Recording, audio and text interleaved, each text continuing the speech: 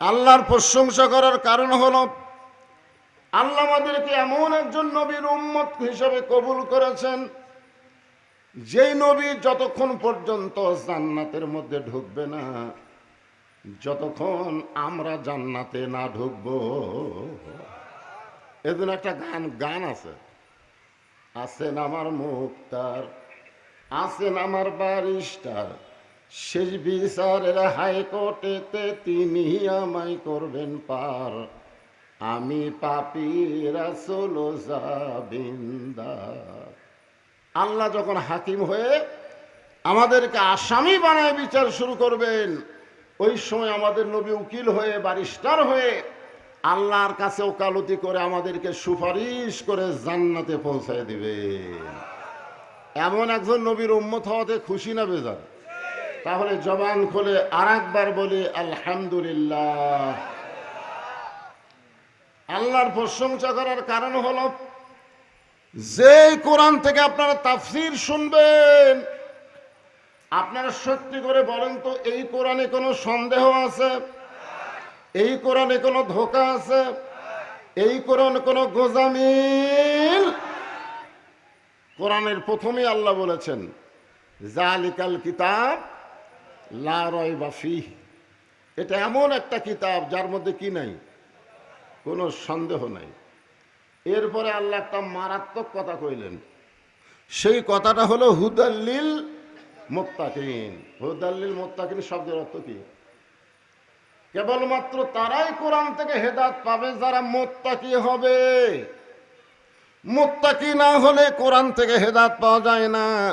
কারণ আপনারা বসা বসা কোরআন শুনতেছেন, আর আবু জেহেল কিন্তু বসার চান্স পায়নি। নবী যখন কোরআন তেলাওয়াত করত, আবু জেহেল গোপনে গোপনে নবীর কোরআন তেলাওয়াত শুনত। আপনারা বলেন তো, নবীর সামনে বসা শুনছে? পিছনে পিছনে কেউ দেখবার পায়নি, গোপনে গোপনে কোরআন তেলাওয়াত শুনছে সারা রাত। সকালবেলায় গিয়ে আবু জেহেল বলতেছে, এত সুন্দর কোরআনের বাণী, রাতটা কোন দিক দিয়ে গেল আমি বুঝবারই পারিনি। সুবহানাল্লাহ খান। আপনারা বলেন তো, আবু জেহেল কি কোরআনের বিরুদ্ধে কইছে না পক্ষে কইছে? তাহলে আবু জেহেল যদি কোরআনের পক্ষে কয়, সুবহানাল্লাহ বলতে অসুবিধা কি? হ্যাঁ, ও আবু জেহেল বলছে দেখে। আপনারা বলেন তো, ওনার নাম কি আবু জেহেল? ওনার নাম হলো উমর ইবনুল হিশাম। ওনার নাম আসলে হলো উমর ইবনুল হিশাম। এক সময় নাম ছিল আবু জেহেল, এ আবুল হাকাম। কিন্তু হককে না বুঝে বেহকের পথে চলার কারণে ওনার নাম হয়ে গেছে আবু জেহেল। সে আবু জেহেল কি বলতেছে, এত সুন্দর কোরআনের বাণী, রাতটা কোন দিক দিয়ে গেল আমি বুঝবারই পারিনি। আবু সুফিয়ান বলেন, এটা যেই কোরআন শুনতে এত ভালো লাগে, রাতটা কোন দিক দিয়ে যায় বোঝা যায় না, সেই কোরআন গ্রহণ করলে অসুবিধা কি? মারাত্মক কথা। যে কোরআন শুনতে এত ভালো লাগে, সেই কোরআন ধরলে অসুবিধা কি?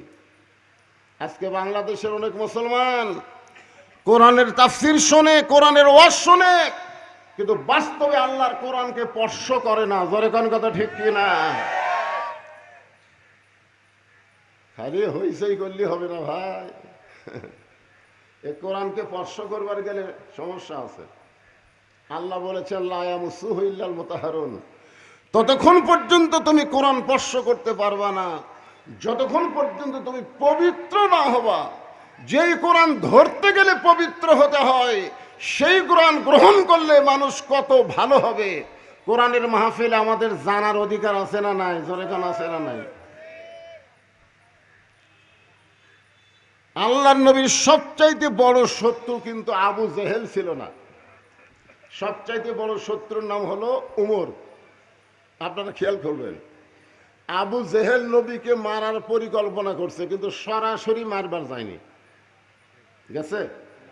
কিন্তু উমর ফারুক সরাসরি আল্লাহর নবীকে হত্যা করার জন্য নাঙ্গা তরবারি হাতে নিছে। আপনারা বলেন তো, যেই মানুষটা সরাসরি নবীকে হত্যা করার জন্য রাস্তা নিল, সেই মানুষটা পৃথিবীর সবচাইতে ভালো মানুষ হয়ে গেল কিসের কারণে? আরো জোরে বলেন। হ্যাঁ, আমাদের বাংলাদেশের নেতারা যারা বাংলাদেশের নেতৃত্ব দিতে চায়, তারা যদি আল্লাহর কোরআনকে গ্রহণ করে, বাংলাদেশে এরকম থাকবে না, এই বাংলাদেশ সোনার বাংলাদেশ গড়ে উঠবে। জোরে কোন কথা ঠিক কিনা? হ্যাঁ, ওমর ফারুক কোরআনের পরশে এমন ভালো হয়ে গেলেন, এক সময় আল্লাহ তাআলা কোরআনের কারণে তাকে অর্ধ পৃথিবীর খলিফা বানাই দিলেন।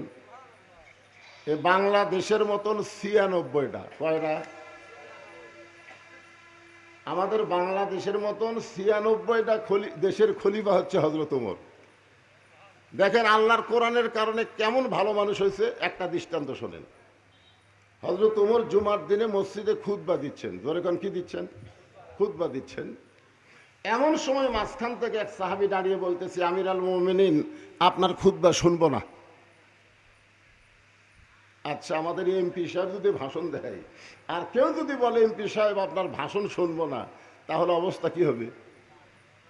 কথা কন, কিছু একটা হবে। মন্ত্রী যদি ভাষণ দেবার চায় আর আপনার যদি বলেন মন্ত্রী সাহেব আপনার ভাষণ শুনবো না, তাহলে মন্ত্রী কি নরম হবে না গরম হবে? বাংলাদেশের মতন ৯৬টা দেশের খলিফা আল্লাহর কোরআনের পরশ পাওয়ার কারণে সেই মানুষটা কেমন মানুষ হয়ে গেলেন। এই কোরআন মানুষকে কি পর্যায়ে নিয়ে যায় সেটা বোঝানোর জন্য বলতেছি। ওমর ফারুক নরম হয়ে বললেন, ভাই আমার ভাষণ শুনবা না কেন? আমার অপরাধ কি? লোকটা বলতেছে, আমাদেরকে খাটো পাঞ্জাবি দিয়ে আপনি লম্বা জুব্বা পরে খুতবা দিচ্ছেন, যতক্ষণ আপনার লম্বা জুব্বার কাহিনী না বলবেন ততক্ষণ আপনার খুতবা আমরা শুনব। আমাদের ভোট নিয়ে আপনি ঢাকায় ৫ তলা বাড়ি বানালেন, ভোটের আগে আপনি কি ছিলেন আর নেতা হওয়ার পরে আপনি কি হলেন? এই কথা কোনদিন বলবার পারছেন? তো আমাদেরকে খাটো পাঞ্জাবি দিয়ে আপনি লম্বা জুব্বা পরে খুতবা দিচ্ছেন, এই লম্বা জুব্বার কাহিনী না বলা পর্যন্ত আপনার খুতবা শুনবো না। সমস্ত সাহাবী মাথা নিচু করে আছে। এমন সময় আব্দুল্লাহ ইবনে ওমর ৬ লক্ষ হাদিসের হাফেজ, আবার ৩০ পারা কোরআনের হাফেজ। সুবহানাল্লাহ খান। নেতার বেটা কি পাস? এই নেতার বেটা কি পাস? অর্ধ পৃথিবীর খলিফার সন্তান কি পাস? MA pass, doctorate. ৬ লক্ষ হাদিসের হাফেজ, ৩০ পারা কোরআনের হাফেজ বাবার পাশে গিয়ে বলতেছেন, রে নবীর সাহাবীরা, আমার বাবা লম্বা জুব্বা গায়ে দিছে বলে তোমরা আমার বাবার খুতবা বন্ধ করে দিলে, কিন্তু তোমরা খাটো পাঞ্জাবি হলেও তো নতুন কাপড় পরেছ, আমার পরনে দেখো নতুন কোনো কাপড় নাই। ওসমান গনি বলে, আব্দুল্লাহ আজকে জুমার দিনে নতুন কাপড় না পরে তুমি পুরাতন কাপড় পরে কেন নামাজ পড়তে আইছো? আব্দুল্লাহ বলতেছে, আমি যদি নতুন কাপড় পরতাম তাহলে আমার বাবার জুব্বা লম্বা হতো না। আমি যদি নতুন কাপড় পরতাম তাহলে আমার বাবার জুব্বা কি হতো না? তোমরা সবাই যখন ঘুমায় যাও, রে নবীর সাহাবীরা শোনো, তোমরা সবাই যখন ঘুমায় যাও, এমন সময় আমার বাবা চোরের মতন চুপি চুপি রাত্রেবেলা মানুষের দুঃখ কষ্ট দেখে। একদিন ঘুম থেকে চেতন পায়, দেখে মা আমার দরজায় দাঁড়িয়ে আছে। আমি আব্দুল্লাহ মাকে বললাম, মা এত রাত্রে দরজায় দাঁড়িয়ে আছেন কেন? মা বলতেছে, তোমার বাবা মানুষের দুঃখ কষ্ট দেখার জন্য ছদ্মবেশে মদিনার অলিগলি ঘুরতেছে। অলিগলি ঘুরতে গিয়ে কি দেখতেছে? অর্ধ পৃথিবীর খলিফা মদিনার মরুভূমিতে তাঁবু টাঙ্গাইয়া, সেই তাঁবুর মধ্যে 2টা বাচ্চা মা মা বলে কাঁদতেছে, আর বাচ্চা বলতেছে, মা বলতেছে, গোশত সিদ্ধ হলেই তোমাদেরকে খাবার দেব। ওমর ফারুক আশ্চর্য হয়ে গেলেন। দুম্বার গোশত হলে বড় জোর 8 ঘন্টা লাগবে, উটের গোশত হলে বড় জোর 1 ঘন্টা লাগবে, কিন্তু এত গভীর রাত হয়ে গেল এখন পর্যন্ত গোশত সিদ্ধ হয় না কেন? ওমর ফারুক তাঁবুর কাছে গিয়ে বললেন, মা তোমার অন্তরে কি তোমার সন্তানের দয়া নেই? তোমার সন্তানগুলো ক্ষুধার জ্বালায় কান্দে, আর এখন পর্যন্ত তোমার গোশত সিদ্ধ হয় না। মেয়েটা বলে, পথিক বর্তমানে মা হয়ে আমি যে বিপদে পড়েছি, আমার কষ্ট আল্লাহও দেখতেছে না, তোমার রাস্তা দিয়ে তুমি চলে যাও। আমার বাড়ি হলো ইয়ামিন দেশে। আমি গতকাল বিকালবেলা খলিফা ওমরের দরবারে ঢুকছিলাম, কিন্তু এত মানুষের ভিড়, আমি খলিফার দরবারে ঢুকতে পারলাম না। আজকে রাতের বেলা মরুভূমির মধ্যে তাঁবু টাঙ্গাইছি। আমি মনে মনে সিদ্ধান্ত নিয়েছি সকালবেলায় ওমর ফারুকের দরবারে যাব, কিন্তু আমার দুইটা বাচ্চা ক্ষুধার জ্বালায় খালি কাঁদতেছে। এখন ওদের কান্না বন্ধ করার জন্যে পাতিলের তলে পাথর আর পানি দিয়ে তার তলে আগুন জ্বলাইয়া আমি বলতেছি গোস্ত সিদ্ধ হলেই তোমাদের খাবার দিব। আমার দুইটা সন্তানের এত ক্ষুধা লাগছে, ওরার কান্না বন্ধ করে না। আমার মনে হয় আজকে রাত আমার সন্তানগুলো আর বাঁচবে না। সঙ্গে সঙ্গে হযরত ওমর বলে, মা একটু ধৈর্য ধরো, একটু ধৈর্য ধরো।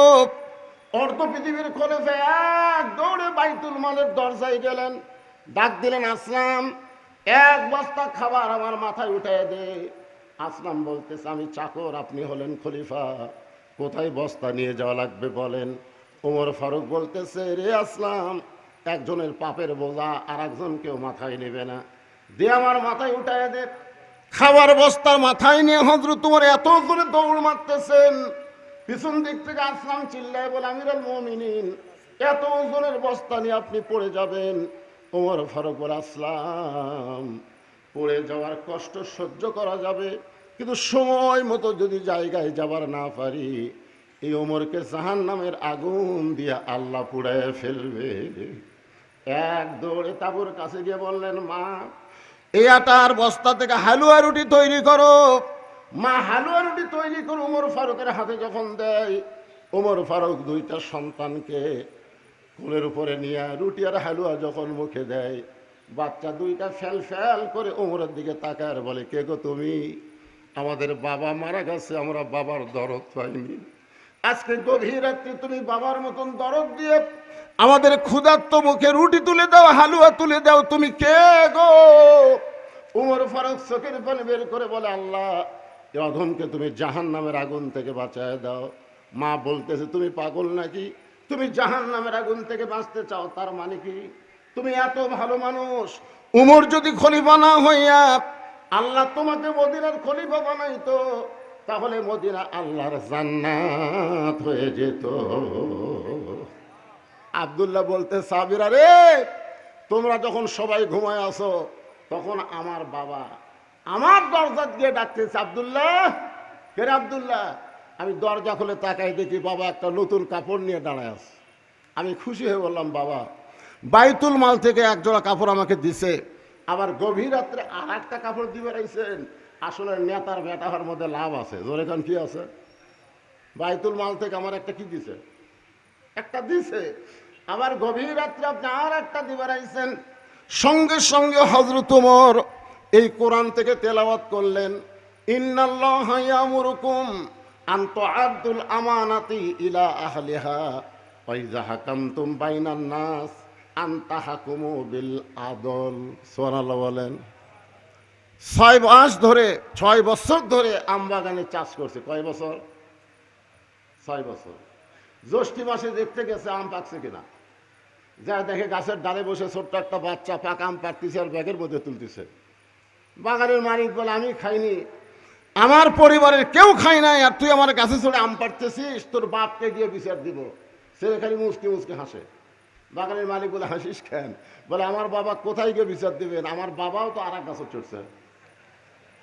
তাকায় দেখে ওর বাপ খালি আম পাড়ার বস্তা ভরায়, গাছের নিচে বসে কান্দের, বলে, আল্লাহ বিচার দিব কার কাছে? বেটা ও চোর, বাপও চোর। আজকে আমাদের বাংলাদেশের অবস্থা তাই হয়ে গেছে, বিচার দেওয়ার জায়গা নাই। জোরে বলেন, কথা ঠিক না? বিচার দিবেন কার কাছে? আমার এলাকার এক নেতা ভোটের আগে ড্রাইভারে কইছে ব্রেক কর। ড্রাইভার বলে, স্যার কোনো মানুষ তো নাই। আরে ব্রেক কর। তো ব্রেক করছে। নেতা সাহেব গাড়ি থেকে নামার পরে দেখে একটা ফকির। নেতা সালাম দেয়, আসসালামু আলাইকুম চাচা, কেমন আছেন? ফকির খালি এরকম তাকায়। নেতা বলে, চাচা আপনাকে সালাম দিলাম, আপনি ওদিকে তাকাতেই করেন। বললাম, ভিক্ষা করে খাই বাবা।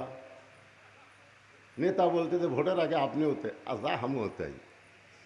আজকে বাংলাদেশের নেতারা ভোটের আগে যেমন ভালো হয়ে কান্দে কান্দে মানুষের কাছে ভোট চায়, নেতা হওয়ার পরে তাদেরকে আর দেখা পাওয়া যায় না। জোরে বলেন কথা ঠিক কি না?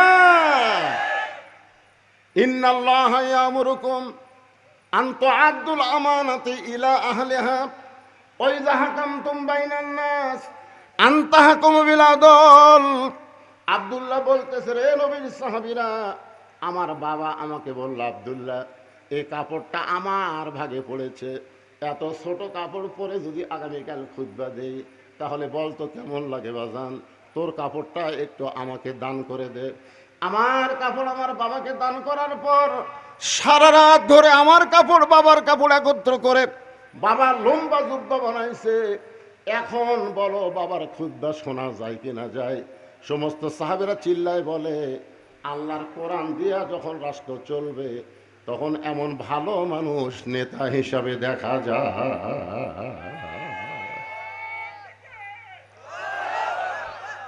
আমি এই বিষয়কে সামনে নিয়ে একটা আয়াত তেলাওয়াত করছি।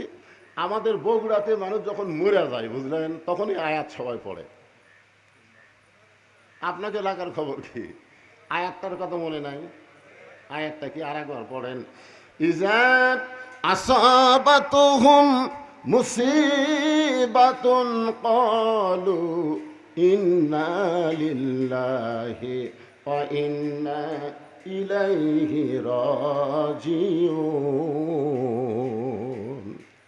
আমাদের বগুড়াতে যখন মরে তখন এই আয়াত কয়। আপনাকে এই বসির বন্দরের খবর কি? কথা কয় না। মানুষ মরা গেলে আপনি ইন্না লিল্লাহ কন না।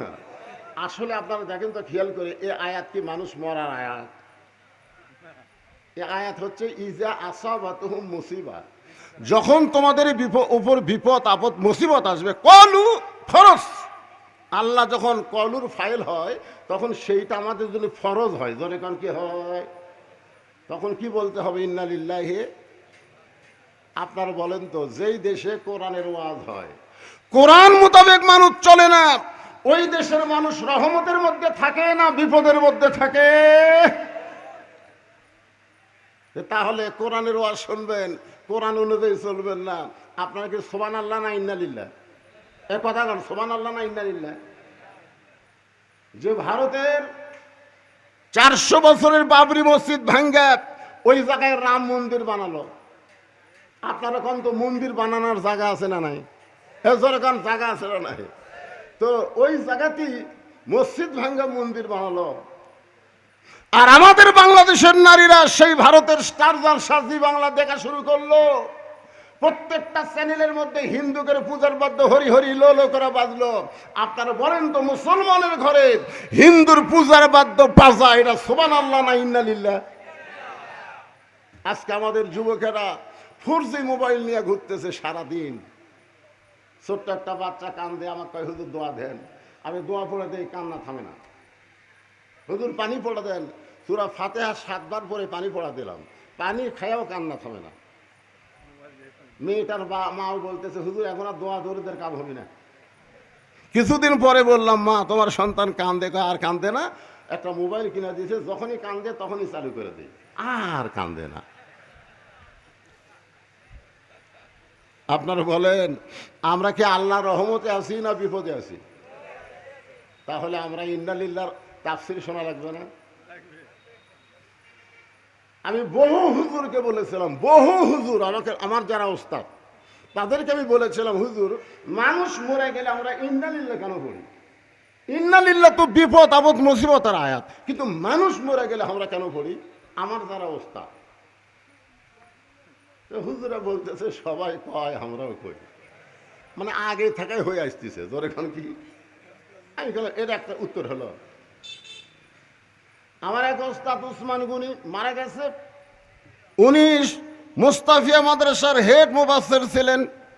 উনি আমাকে বললেন, বাজান, মানুষের জীবনে মরাটাই হলো সবচাইতে বড় বিপদ, এ কারণে মরার খবর শুনে মানুষ ইন্না লিল্লাহ কয়। আমি বললাম, হুজুর আপনার এই কথা আমার পছন্দ হলো না। তা আমার কয়, তো তাহলে পছন্দ হয় না কেন? আমি তখন হুজুরের কাছে একটা ওয়াজ করলাম। সে ওয়াজটা হলো, একবার মুসা আলাইহিস সালাম তুর পর্বতের কিনারায় দাঁড়ায় আছে। জোরে খান কোন নবী? জোরে খান কোন নবী? আল্লাহ বলে মুসা তোমার খবর কি? মুসা বলতেছে আল্লাহ আমি অনেকক্ষণ হলে দাঁড়ায় আছি আপনাকে একটা প্রশ্ন করার জন্য। আল্লাহ বলে কি প্রশ্ন? মুসা বলতেছে আমার যা আছে আপনার তা নেই। আল্লাহ কয় মুসা আর একবার কত? মুসা বলতেছে আল্লাহ আমার যা আছে আপনার তা নাই। আল্লাহ কয় মুসা এই তোর কি আছে রে যেটা আমি আল্লাহর নাই? মুসা বলতেছে আল্লাহ আমার মৃত্যু আছে কিন্তু তোমার মৃত্যু নেই। আল্লাহ বলে ঠিকই তো তাই রে। মুসা বলতেছে আল্লাহ আপনি যতই ক্ষমতার মালিক হন আপনি মারতে পারবেন কিন্তু মরতে পারবেন না। ধরে কোন কথা ঠিক কিনা? আর আমি মুসার ক্ষমতা না থাকলেও আমি মরার মজা পাবো। আপনারা কোন তো মরার একটা মজা আছে না নাই? কি মজা? কুল্লু নাফসিন যায়িকাতুল মাউত। যায়িকা শব্দের অর্থ কি? এখানে যারা আলেম ওলামা আছেন তারা বুঝতেছেন যায়িকা শব্দের অর্থ হলো মজা, স্বাদ, আস্বাদন। আল্লাহ বলে মুসা মৃত্যু তোমার কাছে কেমন মনে হয়? মুসা বলতেছে আল্লাহ দুনিয়াতে যত নিয়ামত আমাকে দান করেছেন তার মধ্যে 1 নম্বর নিয়ামতের নাম হলো মৃত্যু। বাংলাদেশের মানুষ মরবার চায় না।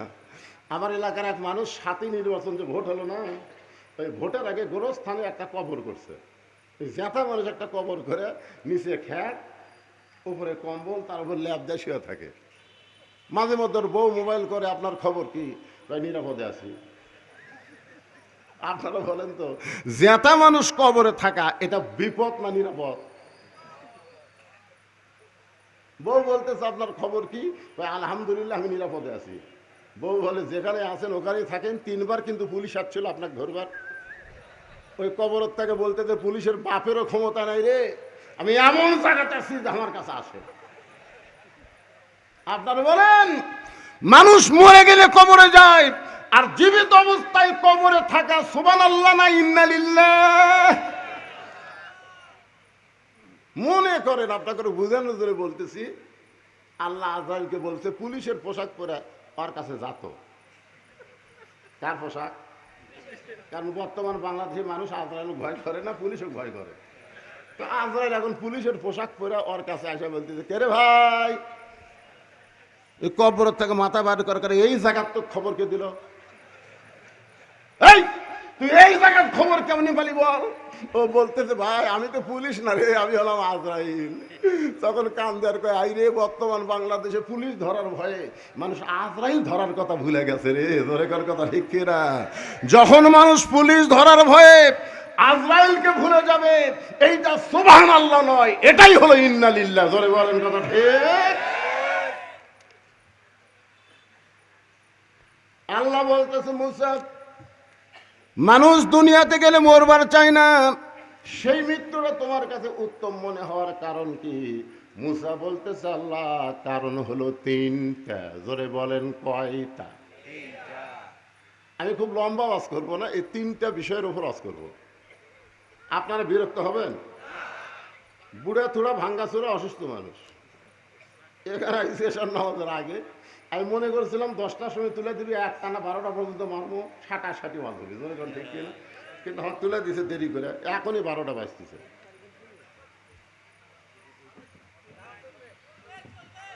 আরে চলবেই তো রে, চলবে না মানে চলবি না মানে? মুসা সাল্লাম বলতেছেন মৃত্যুকে পছন্দ করার কারণ হলো 3টা। জোরে বলেন কয়টা? আল্লাহ বলে মুসা কারণগুলো বলো। মুসা বলতেছে 1 নম্বর কারণ হলো না মরলে জান্নাতে যাওয়া যাবে না। আপনি যে এত সুন্দর জান্নাত বানায় রাখছেন, সেই জান্নাতে যদি যাবার চাই তাহলে মরা ছাড়া জান্নাতে যাওয়ার উপায় নাই। আপনারা আমার সামনে যারা বসে আছেন আপনারা কি জান্নাতে যাবার চান?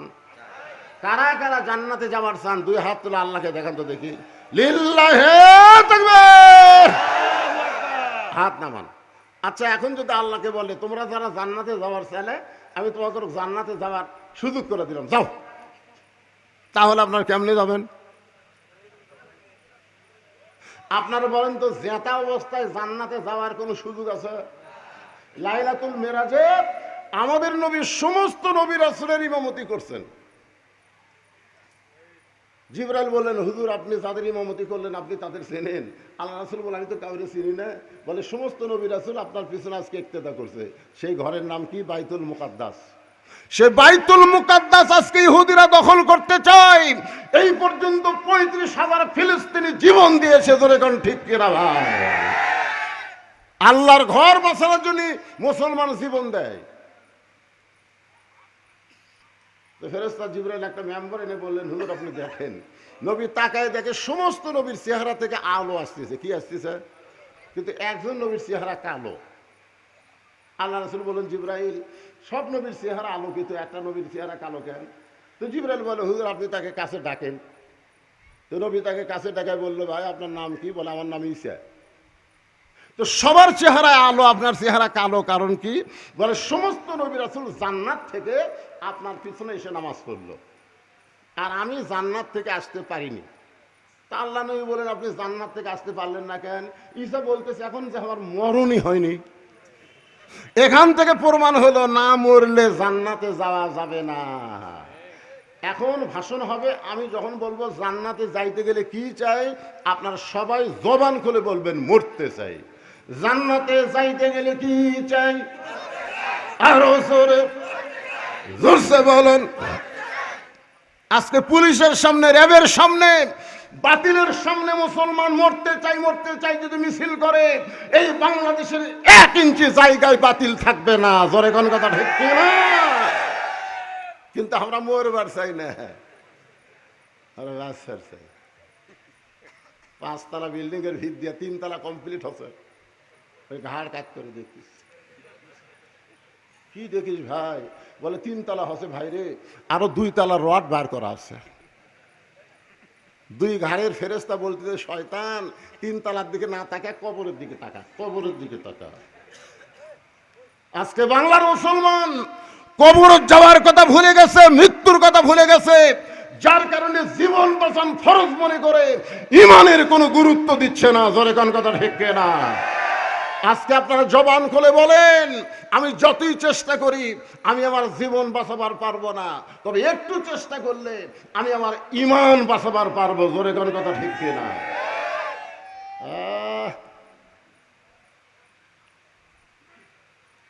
তাহলে জান্নাতে যাইতে গেলে মরা লাগবে।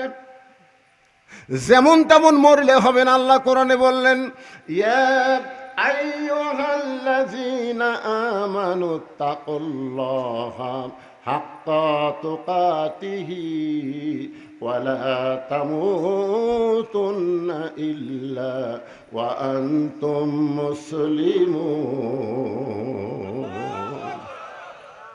আল্লাহু আকবার সব জায়গায় হয় না। আমাদের বাংলাদেশে কিছু বড় বড় দল আছে, এই বড় বড় দলের মধ্যে বহু স্লোগান আছে, কিন্তু আল্লাহু আকবার স্লোগান নাই। আছে এরকম বড় দলের মিছিলের মধ্যে থাকে, কুলুবুহুম ওয়া ইযা তুলিয়াত আলাইহিম আয়াতুহু যাদাতুহুম ঈমানাও ওয়া আলা রাব্বিহিম ইয়াতাওয়াক্কালুন। আল্লাহ এই আয়াত শোনার পরে যারা আল্লাহু আকবার কয়নি, আল্লাহ মরার আগে জবান বন্ধ করে দিও। আল্লাহ মরার আগে যখন জবান বন্ধ করে মরবি, আল্লাহ শব্দ উচ্চারণ হবে না। রাসূল বলেছেন, যতই পাপ কর পাগল, মরার সময় আল্লাহ আল্লাহ জিকির করা মর। শুধু আল্লাহ জিকির করার কারণে আল্লাহ তোর সব পাপ মাফ করে দিবে। তাহলে মরার সময় আমরা জবান খোলা রাখতে চাই, তাহলে কোরআন তেলাওয়াত শোনার পরে আল্লাহু আকবার বলার দরকার আছে না নেই? আল্লাহ বলতেছেন, জান্নাতে যদি যাওয়ার চাও তাহলে এমনি এমনি গরু ছাগলের মতন মরলে হবে না, মুসলমান হইয়া মরা লাগবে। মুসলমান হয়ে মরতে গেলে 2টা শর্ত। 1 নম্বর শর্ত হলো আল্লাহর ভয় করা লাগবে। 2 নম্বর শর্ত হলো মাঝে মধ্যে ভয় করলে হবে না, সব সময় ভয় করতে হবে কার? আমরা আল্লাহর ভয় করি কি করি না? আপনারা কোন তো সব সময় করি। আমাকে এলাকার দাদিরা বোরকা পরে, কিন্তু যুবতীরা বোরকা পরে না। দাদিকে জিজ্ঞাসা করা লোকে, দাদি বোরকা পড়ছেন কাই? মরা লাগবে ভাই, মরা লাগবে ভাই। আপনারা বলেন তো 50 বছর আমের গাছের গোড়াত কেউ যদি বেড়া দেয়, গাছের বয়স কত? 50 বছর আমের গাছের গোড়াত বেড়া দিতে, সবাই বলে বেড়া কেন দিচ্ছ? গরু ছাগল যদি খায়। আরে পাগলা, 50 বছর আমের গাছের দিকে গরু ছাগল ঘৃণা করেও তাকাবি না রে। বেড়া যদি দিবার চাষ, ওই লখ লকা পাতা বাড়াছে ওই গাছত বেড়া দে। আমি বলি বুড়ির কোনো বোরকা লাগবে না, যুবতীদের বোরকা পরা লাগবে। জোরে কোন কথা ঠিক কিনা? আজকে লুচ্চা মোস্তাক আহমদ যে বিয়ে করছে, এই শালা কি ধরা পড়তো? ধরা পড়তো না যদি ওর চেংড়ি বইয়ের গায়ে বোরকা থাকতো। জোরে কোন কথা ঠিক কিনা? আচ্ছা, বোরকার মধ্যে চেংড়ি আছে, ছুরি আছে না বুড়ি আছে, এটা বোঝা যাবে? তো শালা বুড়া তুই বিয়ে করলো কর, তোর বউটা ঢাকা থো। এই শালা ঢাকা থয়নি, এক লিয়াদা ভাইরাল হচ্ছে ভাই। আল্লাহ কোরআনে বললেন, তাকরনা ফি বুয়ুতিকুন্না ওয়ালা তাবাররাজনা তাবাররুজাল জাহিলিয়াতিল উলা। রে মেয়েরা, তোমরা ঘরের মধ্যে থাকো, তোমরা ঘরের বাহির হইও না। যদি কোনো প্রয়োজনে ঘরের বাহির হও, তাহলে হেজাব নিয়ে, পর্দা নিয়ে বের হবে। ওই জাহিলি যুগের মেয়েদের মতন রাস্তায় বের হবে না। এই হুকুম কার? আরো জোরে বলেন, এই হুকুম কার? নবী ঘরের মধ্যে গিয়ে বললেন, ফাতেমা, ও ফাতেমা, তুমি নবীর মেয়ে বলে তুমি জান্নাতে যাবা, এই কথা কখনোই মনে করবা না। ফাতেমা বলে, বাবা, আমি সব সময় মনে করি আমার বাবা হলো বিশ্ব নবী, তাহলে জান্নাতে যাওয়ার একটা প্লাস পয়েন্ট আমার আছে। রাসূল বলে, ফাতেমা খবরদার, এই চিন্তা মাথায় আনবা না। নবীর মেয়ে বলে আল্লাহ তোমাকে জান্নাত দিবে, বরং জান্নাতে যদি যাওয়ার চাও, তাহলে জান্নাতের আমল করে তোমাকে জান্নাতে যেতে হবে। ফাতেমা বললেন, বাবা, মেয়েদের জন্য জান্নাতের আমল কি? রাসূল বললেন, সবচাইতে গুরুত্বপূর্ণ আমল হলো পর্দা। নারীদের পর্দা যদি না থাকে, নামাজ বলো, রোজা বলো, স্বামীর খেদমত বলো, একটা ইবাদত আল্লাহ কবুল করবে না। ওই 3টা ইবাদত কবুল করতে গেলে 1 নম্বর থাকতে হবে পর্দা। ধরে কর কথা ঠিক কি না? বাগান একটু মনোযোগ দিয়ে শুনবেন। মুসা বলতেছে, আল্লাহ মৃত্যুকে 1 নম্বর পছন্দ করার কারণ হলো, না মরলে জান্নাতে যাওয়া যাবে। জোরে কান যাওয়া যাবে। তাহলে জান্নাতে যাইতে গেলে মরার দরকার আছে না নাই? এ কথা কোন দরকার আছে না নাই? তাহলে এত বিল্ডিং বানাচ্ছেন কেন? আমার এক বন্ধুর বাড়িতে গেছি, ভাই, গেট বানাচ্ছে 1 কোটি টাকা দিয়ে, খালি গেট, বাসার গেট, মানে সোনা টোনা লাগে সেই বগুড়া রহমাননগর। তা আমি বললাম, কা ভাই, এই বাড়ি বানাতে কত টাকা লাগছে? তা আমার বন্ধু লওয়া বলতে, হুজুর আসলে আলেমেরা মূর্খ। আমি বললাম, মূর্খ কেমনি? বলে, এইরকম কোটি কোটি টাকা খরচ করে আমি বাড়ি বানাচ্ছি। এটার নাম বাসা হুজুর, এটা বাসা, বাসা, এটা বাড়ি নয়। আমি তখন আমার বন্ধুর কাছে একটা গান গাইলাম, বন্ধুকে বললাম, গানটা সুন্দর করে শোনো তো, দেখো কি কয়। আমার বন্ধু বলে, আচ্ছা ঠিক আছে, গানটা গান। তখন আমি বললাম, এপারে তোর বসত বাড়ি, ওই পারে তোর বাসা। সবাই বলেন, এপারে তোর বসত বাড়ি, ওই পারে তোর বাসা। ভবদরিয়ায় পাড়ি দিতে, ভবদরিয়ায় পাড়ি দিতে, কেমনে করলি আশা। এপারে তোর বসত বাড়ি, ওই পারে তোর বাসা। দুনিয়ার বাড়ি হলো বসত বাড়ি, আর মুসলমানের জান্নাত হলো বাসা। এখন আপনাদের কাছে বাড়ির দয়া বেশি না বাসার চিন্তা বেশি? একটু মনোযোগ দিয়ে শুনবেন। আল্লাহ বলে, মুসা রে, মৃত্যুকে পছন্দ করার 2 নম্বর কারণ কি? মুসা বলতেছে, আল্লাহ মৃত্যুকে পছন্দ করার 2 নম্বর কারণ হলো আমার মৃত্যুটা। এটা কিন্তু খুবই গুরুত্বপূর্ণ। এই যুবকেরা, খুব গুরুত্বপূর্ণ কথা। মুসা বলতেছে, আল্লাহ মৃত্যুকে পছন্দ করার 2 নম্বর কারণ হলো আমার মৃত্যুটা কেবলমাত্র আপনার জন্যেই। অক্ষ করে দিছি। আল্লাহর কুদরতি মুখে হাসি ফুটে গেছে। উকিল এসে বলতেছে, ভাই আপনার তো ফাঁসির রায় কার্যকর হয়ে গেছে। যে কোনো সময় আপনাকে ফাঁসি দিবেই। আপনি খালি রাষ্ট্রপতির কাছে একটা দরখাস্ত লেখেন, রাষ্ট্রপতি দয়া করে যদি আপনাকে মাফ করে দেয়, আপনার আর ফাঁসি হবে না। আসামি খালি মুচকি মুচকি হাসে। উকিল বলে হাসেন কেন? বলে হাসার কারণ হলো তোমার কথা শুনে। তুমি যে কইলা রাষ্ট্রপতির কাছে দরখাস্ত লেখো, রাষ্ট্রপতি মাফ করলে আমার আর ফাঁসি হবে না। কিন্তু আমি আমার জীবনে 3টা রাষ্ট্রপতি ক্ষমতার থাকা অবস্থায় মরা দেখছি রে। আসামি উকিলকে বলতেছে আমি আমার জীবনে 3টা রাষ্ট্রপতি ক্ষমতার থাকা অবস্থায় মরা দেখছি। একটা বঙ্গবন্ধু শেখ মুজিবুর রহমান, একটা জিয়াউর রহমান, একটা জিল্লুর রহমান। যারা নিজেই বাঁচে না তাদের কাছে বাঁচার দরখাস্ত কোনো মুসলমান লিখবে না। ধরে কোন কথা ঠিক না? তখন উকিল বলতেছে এই গোয়ারকির কারণে আপনার ফাঁসি হবে, আপনার ফাঁসি হবে। আসামি মুচকি মুচকি হাসে আর বলে তুমি বলতেছো ফাঁসি হবে কিন্তু আমার মৃত্যু হবে না, তুমি বলতেছো ফাঁসি হবে কিন্তু আমার মৃত্যু হবে না। উকিল বলতেছে আপনার মৃত্যু হবে না, তার দলিল কি? সঙ্গে সঙ্গে আসামি আল্লাহর কোরআন থেকে তেলাওয়াত করতেছেন, ওয়ালা তাকুলু লিমান ইউকতালু ফি সাবিলিল্লাহি আমওয়াতুন বাল আহইয়াউ ওয়ালাকিন লা তাশউরুন। বুঝবার পারলেন না? এই আয়াত খালি বুঝবার পারলে এই আল্লাহ আকবার। হাই রে, কোন জায়গা তো আজ করতেছি রে। আমাকে এলাকার গরু ছাগল ঘুষি খায়। হ্যাঁ, আমাকে এলাকার গরু ছাগল ঘুষি খেলে, ঘুষি। এটা সেই ঘুষি। এই যে আয়াতে কারিমা তেলাওয়াত করলাম, আসামি হাসতেছে রে, ফাঁসির আসামি হাসতেছে আর আয়াত পড়তেছে। কি বুঝতেছেন? মুসা বলতেছে আল্লাহ মৃত্যুকে পছন্দ করার 2 নম্বর কারণ হলো আমার মৃত্যুটা কেবলমাত্র আপনার জন্য ওয়াকফ করেছি। আল্লাহ বলে মুসা আমার জন্য যারা জীবন দিবে আমি আল্লাহ বলতেছি তারা মরবে না। আপনারা সত্যি করে বলেন তো, ইয়াজিদ মরিছে না হোসাইন মরছে?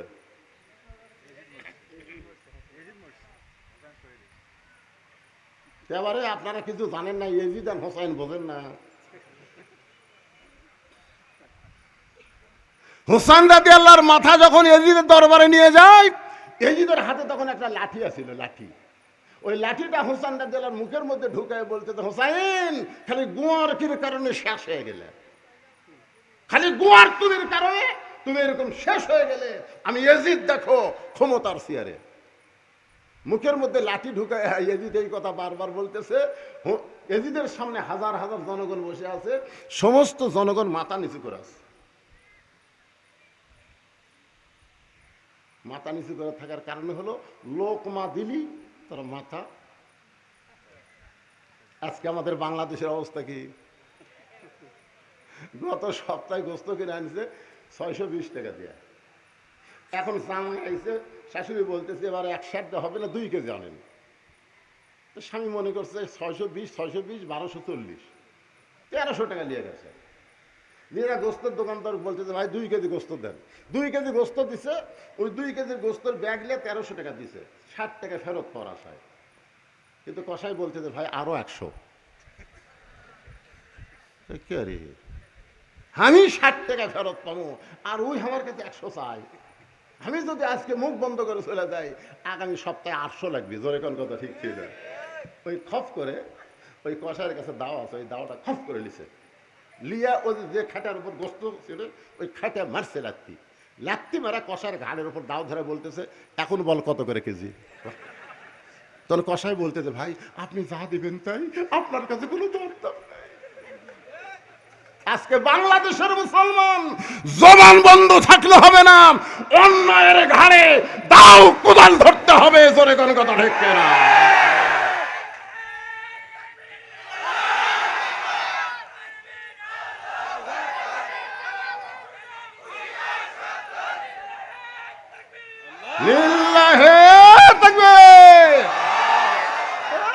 মুখ বন্ধ করে থাকে।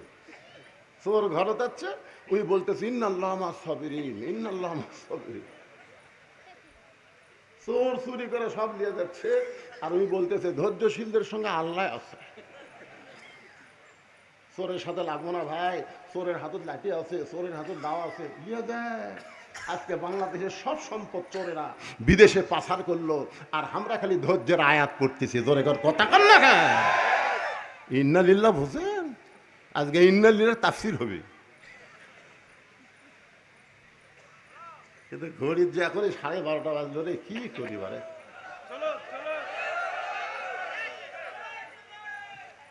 একটু মনোযোগ দিয়ে শুনবেন। মুসা বলতেছে আল্লাহ মৃত্যুকে পছন্দ করার 2 নম্বর কারণ হলো আমার মৃত্যুটা কেবলমাত্র আপনার জন্য অক্ষ করে দিয়েছি। কারণ যারা আমরা মুসলমান তারা আমরা মরবো তার জন্যে। তাহলে আমার সঙ্গে সকলে পড়েন ইন্না সলাতি, পড়েন ইন্না সলাতি ওয়া নুসুকি ওয়া মাহইয়ায়া ওয়া মামাতি লিল্লাহি রাব্বিল আলামিন।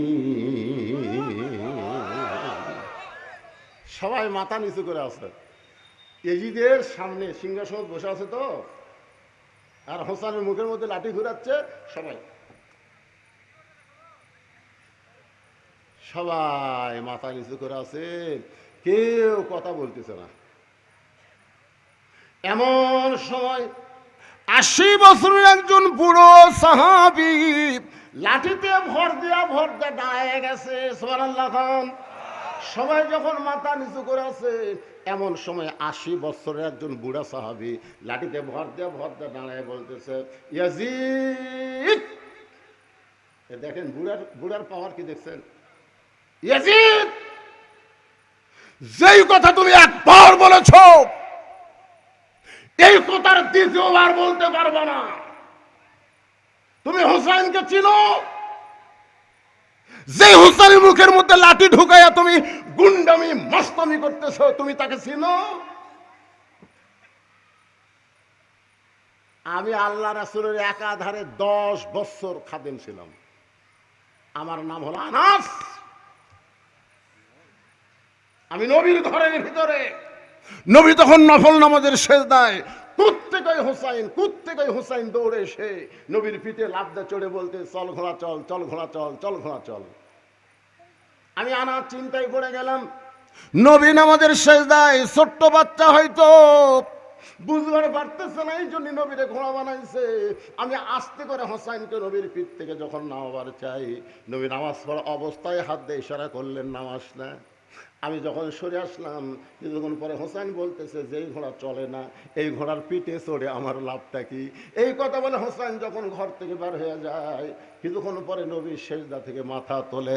আনাস তাকায় দেখে নবীর চোখ দিয়ে দর দর করে পানি পড়তেছে। আনাস বলে ইয়া রাসূলুল্লাহ, এত বড় বেয়াদবি করলো, আপনাকে ঘোড়া ঘোড়া বললো, আমি আপনাকে পিঠ থেকে, হোসেনকে পিঠ থেকে নামাবার চাইলাম, আর আপনি নামাতে নিষেধ করলেন। রাসূল বলে আনাস রে, আমার হোসেনকে তোরা চিনিস না। আমার হোসাইন আমার পিঠে ছিল যতক্ষণ, নামাজের মালিক আল্লাহ আমাকে ডাক দেয় বলে হাবিব, যতক্ষণ হোসেন আপনার পিঠে থাকবে আমি আল্লাহ হোসেনকে এত ভালোবাসি, আপনি সেজদা থেকে মাথা তুলবেন না। যেই হোসাইন নবীরে ঘোড়া বানাইলে আল্লাহর ভালো লাগে, সেই হোসাইনের মুখের মধ্যে লাঠি ঢুকায় তুমি তিরস্কার করতেছ। রে ইয়াজিদ, শুনে নাও, তুমি 2-4 দিন পর দুনিয়াতে থাকবে না, তোমার নাম গন্ধ থাকবে না। আর আমি দোয়া করতে যে হোসাইন কিয়ামত পর্যন্ত থাকবে। আমার এলাকার এক হিন্দু ছেলের নাম হলো আকাশ। আকাশের একটা বেটা আছে। আকাশ আমাকে বলতেছে, মামা আমার ছেলেকে একটু দোয়া করেন তো। হিন্দু মানুষ আমার কাছে দোয়া চায়। আমি বললাম, বাবা কোনো দোয়া লাগবে না, তোর বেটার নাম এজিদ। আমার কলতায় কার এলাকায় হুজুর ওই অভিশপ্ত এজিদ। দেখেন একটা হিন্দু পর্যন্ত বলতেছে ওই অভিশপ্ত এজিদ। একটা হিন্দু পর্যন্ত তার বেটার নাম এজিদ থবার চাই না। আর বাংলাদেশের প্রত্যেক গ্রামে গ্রামে হোসাইন আছে। ধরে কোন কথা ঠিক কিনা? আজকে যারা এজিদের মতন ক্ষমতা পাইয়া হোসাইনের মতন ভালো মানুষকে হত্যা করে, তোমরা মনে করতেছ আমরা কি হনু রে? 5 তলায় উঠে 1.5 লাখ টাকার খাট, 12,000 টাকার কম্বল ওরে, তার মানে 9টার সময় দিয়া কয় আমার বাড়ি আমার ঘর, আমাকে নামাইকে দুই কান্দে দুই ফেরেশতা বলতেছে আল্লাহ ঘুমের আগে দোয়া পড়া লাগে আল্লাহুম্মা বিসমিকা আমুতু ওয়া আহইয়া। এই দোয়া না পড়ে কি দোয়া পড়লো? আল্লাহ কয় ধৈর্য ধর, রাত 3টার সময় 40 সেকেন্ডের একটা ভূমিকম্প। কয় সেকেন্ডের? 40 সেকেন্ডের একটা ভূমিকম্প আছে। ওই এত ফোর্সে নামছে, কম্বলের মধ্যে লঙ্গি খুলে আছে, ওটাও পড়ার টাইম পাইনি। ফেরেশতারা বলতেছে আল্লাহ নামাইলা তাই বলে ন্যাংটা করে নামালা। আল্লাহ বলতেছে জনগণ যদি নামাবার না পারে, আমার নামান হলো ন্যাংটা করে নামান। জোরে বলেন কথা ঠিক কিনা? কারণ তো ইজ্জু মান তাশা ওয়া তুযিল্লু মান তাশা বিয়াদিকাল খায়র ইন্নাকা আলা কুল্লি শাইইন। কি আল্লাহ বলে মুসা মৃত্যুকে পছন্দ করার 3 নম্বর কারণ কি? এই 3 নম্বর কারণটা হলো অত্যন্ত মজার কারণ। আমি 3 নম্বর কারণ আপনাদের সামনে বলবো, খুব মজা আছে। ধরে কোন কি আছে? এই মজার কারণ কারা কারা শুনবেন আল্লাহকে একটু হাত দেখান। হ্যাঁ দেখি টান টান করে তোলেন তো পারে। কেদের ওপর সবাই তুলছেন? হ্যাঁ কোন হাত ওঠেনি দেখেন তো, ওই হাত গান লুলা হয়। ওই খাড়া হয়ে তুলছে রে লিল্লাহি তাকবীর। এই 3 নম্বর কারণ বলার আগে আমি একটা গান গাবো। একজন মানুষ হইয়া তুমি কয়জনকে বিলাও মন। এই গান না, এটা তো বর্তমানের গান। চলতে পথে 2 দিন থামিলাম, যাবার কালে একজন আরো দেখা না পাইলাম। ও আমার সাদের মালা যায় রে ছিঁড়ে, রইব না আর বেশি দিন তোদের মাঝারে। ডাক দিয়াছেন এই এলাকাতে গান হয়নি কারা? কত জনকে কত কি দিলাম, যাবার কালে একজন সাথে না পাইলাম। আমরা প্রেসিডেন্ট জিয়াউর রহমান মারা গেছে, তখন টিভি আসছিল গ্রামে গ্রামে 1-1টা করে ইউনিয়ন পরিষদে। আর শেখ মুজিবুর রহমান যখন মারা গেছে তখন টিভি আসছিল না। আর এই জিল্লুর রহমান যখন মারা গেছে, জিল্লুর রহমান তখন কিন্তু সব চ্যানেল আসছিল। ধরে কোন ঠিক না? জিল্লুর রহমানকে যখন কবরে রাখতেছে, আমি চ্যানেলে পুরো অনুষ্ঠানটা দেখছি। একজন মাইকলিয়া বলতেছে, এরকম মাইকলিয়া বলতেছে 5 স্তরের নিরাপত্তা আছে, army, RAB, BGB, police, answer বাহিনী, তোমরা কি প্রস্তুত? সাথে সাথে এরকম আসমানের দিকে ফাঁকা গুলি, ধরে কারণ কি গুলি, ঠাস ঠাস ঠাস ঠাস করে গুলি করতেছে। এই গুলি যখন করতেছে তখন মুনকির নাকির বলতেছে আল্লাহ যে হারে নিরাপত্তা দেওয়া শুরু হলো, আমরা কি ফেরত যাবো? মুসা আলাইহিস সালাম মৃত্যুকে পছন্দ করার 3 নম্বর কারণ এতই মজার কারণ ভাই। মুসিবাতুন ক্বালু ইন্না লিল্লাহি ওয়া ইন্না ইলাইহি রাজিউন। আয়াতটা আপনাদের মনে আছে? খুব কাজ কাম লাগছে আপনাকে দেখায়। আমি আসার পরই শুনেছি অত্যন্ত কাজ কাম, সারাদিন কাজ কাম করে ক্লান্ত দেহ নিয়ে মানুষ একটু ঘুম পাড়বে। ওমর ফারুক বললেন ইয়া রাসূলুল্লাহ 5 ওয়াক্ত নামাজের মধ্যে 3 ওয়াক্ত তাড়াতাড়ি, আসর, মাগরিব, এশা তাড়াতাড়ি, কিন্তু এশা থেকে ফজর, ফজর থেকে জোহর লম্বা হওয়ার কারণ কি? এভাবেই তো তাড়াতাড়ি আল্লাহ নামাজ দিবার পারতেন, কিন্তু এশা থেকে ফজর, ফজর থেকে জোহর লম্বা হওয়ার কারণ কি? আল্লাহ রাসূল বললেন ওমর আমি যখন আল্লাহকে প্রশ্ন করলাম তখন আল্লাহ পাক মানুষ সম্পর্কে জানাই দিলেন ফজরের নামাজের পরে জোহর পর্যন্ত লম্বা সময় যে পাবে, এই সময়ের মধ্যে মানুষ খেতে খামারে কাজ কাম করবে, ব্যবসা বাণিজ্য করবে, চাকরি বাকরি করবে। এইগুলো করতে গিয়ে তার দেহের যে ক্ষয় হবে, এশা থেকে ফজর লম্বা সময় আল্লাহ দেওয়ার কারণ হলো ওই লম্বা সময়ের মধ্যে ঘুম পাড়বে, সব ক্ষয় আল্লাহ পুরা করে দিবে। এই জন্যে সারাদিন কাজকাম করে ক্লান্ত শরীর নিয়ে আপনারা আওয়াজ শুনতেছেন। আমার 18 তারিখে আপনাদের পাশেই এটা শ্রীর বন্ধুরা আমার ওয়াজ আছে। 18 তারিখ আগামী, আজ কয় তারিখ? ওনারা আমাকে ওয়াদা দিয়ে গেছে হুজুর খুব বেশি হলে 10টা, 10টার সময় আমাকে দিলে যে কি ফাটাফাটি ওয়াজ হয়ে যায়। আপনারা সেখানে যাবেন আগামী 18 তারিখে এই রানীবন্দরের পাশে চিরির বন্দর, ওখানে আমার মাহফিল আছে। তো তাহলে একটা গান গাই শোনে। কোন বনেরই পাখি তুমি, ইন্নালিল্লাহর গান। কোন বনেরই পাখি তুমি, আইলারে কোন বনে, আবার কোন বনেতে যাইতে হবে, পড়ছে নাকি মনে। আমার হীরা মন পাখি, আমার প্রাণ পাখি, তোরে কোথায় রাখি পাখি রে, সবে মিশে আর ফাঁকি। গানটার অর্থ বুঝা পারলেন? আমরা যারা দুনিয়াতে এখানে বসে আছি, আমরা কি থাকার জন্যে না যাওয়ার জন্যে? মুসা বলতেছে আল্লাহ মৃত্যুকে পছন্দ করার 3 নম্বর কারণ হলো মৃত্যুর মাধ্যমে তুচ্ছ দুনিয়ার সমাপ্তি হবে, চিরস্থায়ী আখিরাত পাওয়া যাবে। আপনারা বলেন তো, দুনিয়া ক্ষণস্থায়ী না চিরস্থায়ী? আর আখিরাত? তাহলে মৃত্যুর মাধ্যমে আমরা যে জগৎ পাবো, সেই জগৎটা কি? আপনারা কি ক্ষণস্থায়ী ভালোবাসেন না চিরস্থায়ী ভালোবাসেন? মুসা বলতেছে আল্লাহ মৃত্যুকে পছন্দ করার কারণ হলো দুনিয়ার ক্ষণস্থায়ী জীবন পরিসমাপ্তি করে আখিরাতের চিরস্থায়ী জীবন পেয়ে যাব, যেই জীবন সম্পর্কে আল্লাহ বলেছেন বাল তুসিরুনাল হায়াতাদ দুনিয়া ওয়াল আখিরাতু খায়রুন ওয়া আবকা। আল্লাহ আমাদের সবাইকে ফজরের নামাজ, কোন ওয়াক্ত নামাজ জামাতে না পড়লে মুনাফিকি, কথা কয় না, কোন ওয়াক্ত?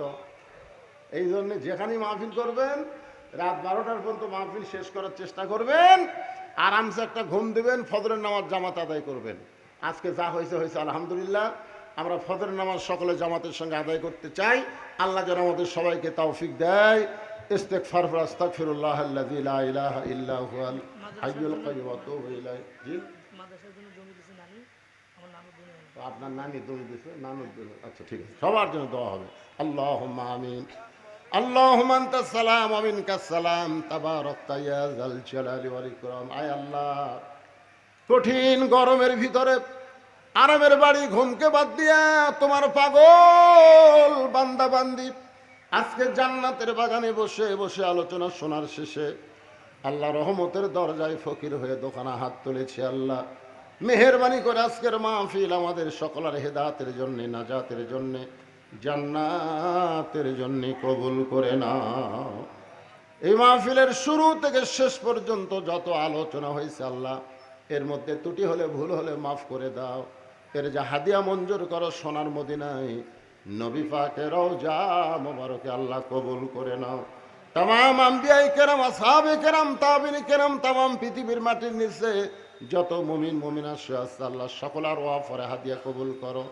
আল্লাহ আমরা যারা হাত তুলেছি, আমাদের জনম দুঃখনে মা বাবা যাদের কবরে চলে গেছে, সবাই বলেন রব্বির হামহুমা কামা রব্বায়ানি সগীরা।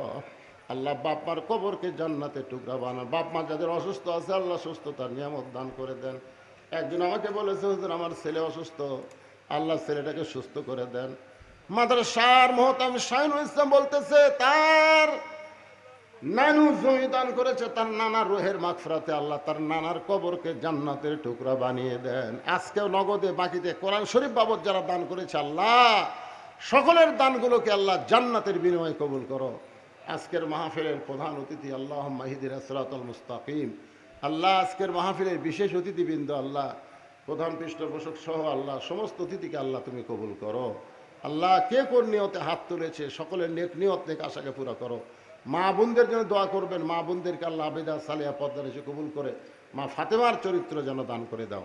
গোটা বিশ্বের মুসলমানকে হেফাজত করো। খাস করে ফিলিস্তিনি মুসলমান যারা তোমার বাইতুল মুকাদ্দাসের জন্য জীবন দিল তাদেরকে শাহাদতের মর্যাদা দান করে দাও।